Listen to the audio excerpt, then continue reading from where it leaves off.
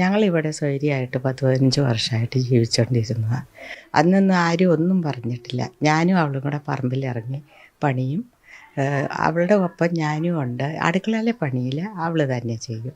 ബാക്കി എല്ലാ പണിയിലും ഞാൻ ഈ നാട്ടുകാർ കണ്ടുകൊണ്ടിരിക്കുക. പിന്നെ ഞങ്ങൾക്ക് പോയത് ഞങ്ങളുടെ കുഞ്ഞും പോയി. 15 വർഷമായിട്ട് ഞാൻ അവളെ കണ്ടുകൊണ്ട് അവളെ ആയിട്ട് ഞങ്ങൾ ഒരുമിച്ച് ജീവിച്ച് പോയതാണല്ലോ. പിന്നെ ഇങ്ങനെയൊക്കെ പോയത് ദൈവനിശ്ചയമായിട്ട് ഞാൻ കരുതുന്നു. അമ്മയുടെ മകൻ നോബി ഒരുപാട് മർദ്ദിക്കുമായിരുന്നു. മർദ്ദിച്ച് ഈ ഓടയിൽ വരെ എടുത്ത് മർദ്ദിച്ചിട്ടു എന്ന് പറയുന്നുണ്ട്. അതിനെപ്പറ്റി എന്തെങ്കിലും, മർദ്ദിക്കുന്ന കാര്യത്തിൽ എന്തെങ്കിലും? എൻ്റെ സാറേ ഞാൻ കണ്ടിട്ടില്ല. അന്നാണേലും ഞാൻ അത് കണ്ടില്ല. ഞാൻ ഒരൊച്ച കേട്ടേ ഉള്ളൂ. എന്നാന്ന് വെച്ചാൽ എനിക്ക് ഷുഗർ താന്ന് കിടക്കുമായിരുന്നു. താന്ന് അവളോട് പഞ്ചാടിയും പഞ്ചസാര എന്നിട്ട് ഒരു പിന്നെ ഈ ശർക്കരയും വായിലിട്ട് ഞാൻ കിടന്ന് ഞാനങ്ങ് ഉറങ്ങിപ്പോയി. അപ്പുറം എൻ്റെ മുറി.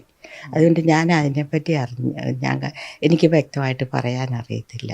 ഈ നോബി ആവർത്തിച്ചെന്ന് പറഞ്ഞാൽ ഞങ്ങൾ രണ്ട് പപ്പായും ഞാനും ഞങ്ങൾ ഇത്രയും പേരേ ഉള്ളൂ അവിടെ കിടക്കാതെ. ഞങ്ങൾ ഇതുവരെ കണ്ടിട്ടില്ല. അവന് അമിതമായിട്ട് കുടിച്ചും കണ്ടിട്ടില്ല ഞാൻ. പിന്നെ കുടിക്കുകയില്ലെന്ന് ഞാൻ പറയാല്ല, അവൻ കുടിക്കുന്നുണ്ട്.